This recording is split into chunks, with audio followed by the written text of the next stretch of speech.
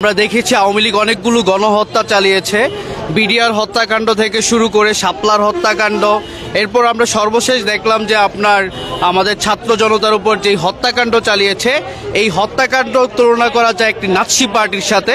তো আওয়ামী লীগ একটি Nazi party এবং এই নাৎসি পার্টি বাংলাদেশে আর কোনো ধরনের পলিটিক্স করতে পারবে না। এইটাই আমাদের জাতীয় নাগরিক পার্টির ক্লেম, এইটাই আমরা এস্টাবলিশ করতে চাই এবং আমরা বাংলাদেশের জনগণকে নিয়ে আওয়ামী লীগের কোনো ধরনের পলিটিক্স বাংলাদেশে করতে দিব না, এই আশা ব্যক্ত আমরা করছি। এবং আমরা অন্তর্বর্তীকালীন সরকার এবং সব রাজনৈতিক দলকে বলবো, আসেন আমরা একসাথে হই।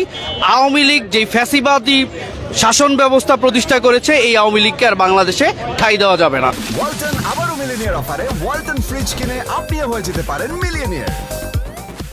আমরা ফ্যাসিবাদ বিরোধী আন্দোলনের মাধ্যমে আমরা ফ্যাসিস্ট হাসিনাকে হটিয়েছি।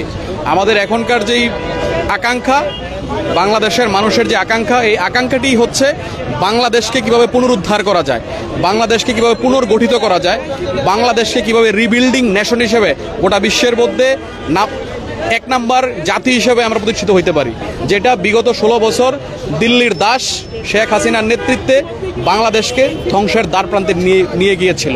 সো এই জন্য জাতীয় নাগরিক পার্টি চায় বিগত দিনে 2009 থেকে 2024 পর্যন্ত হাসিনার নেতৃত্বে আওয়ামী লীগ যেভাবে বাংলাদেশের জনগণের উপর গণহত্যা চালিয়েছে, যতদিন পর্যন্ত এই গণহত্যার বিচার না হবে, দৃশ্যমান কার্যক্রম দেখতে না পাবো, ততদিন পর্যন্ত জাতীয় নাগরিক পার্টি রাজপথ ছেড়ে যাবে না।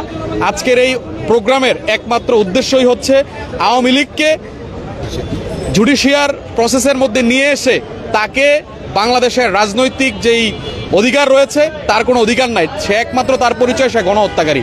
ঠিক আছে? সো এই জন্য আমরা জাতীয় নাগরিক পার্টি ঢাকা মহানগরের উদ্যোগে আজকে বাইতুল মোকাররমের দক্ষিণ গেটে আজকে সমাবেশ আয়োজন করেছি।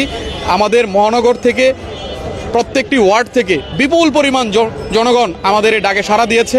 আশা করি ইনশাল্লাহ আজকে আমরা ঢাকার বুকে একটা বিশাল সমাগম করে বাংলাদেশ তথা বিশ্বের মানুষকে আমরা জানিয়ে দিব যে ফ্যাসিস্টের যেই কিম্ভূত কেমাকার যেই পরিস্থিতি, এটা কীরকম হয়, এবং যতদিন মতো বিচার না হবে ততদিন পর্যন্ত এই গণঅভ্যুত্থানকামী শক্তি রাজপথ ছেড়ে যাবে না।